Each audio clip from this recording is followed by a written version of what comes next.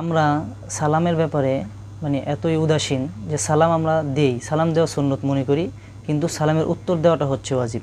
যেমন ধরেন আপনি আমি কাউকে সালাম দিলাম বা কেউ আপনাকে আমাকে সালাম দিল যে আসসালামু আলাইকুম রহমতুল্লাহ, সেক্ষেত্রে আমরা এভাবে উত্তর দিই, বা ঠিক আছে উত্তর নিলাম, কিন্তু না, সালাম দেওয়া হচ্ছে সুন্নত আর সালামের উত্তর দেওয়া হচ্ছে ওয়াজিব। সেক্ষেত্রে আপনাকে আমাকে মুখে সালামের উত্তর দিতে হবে ওয়া আলাইকুম আসসালাম রহমতুল্লাহ।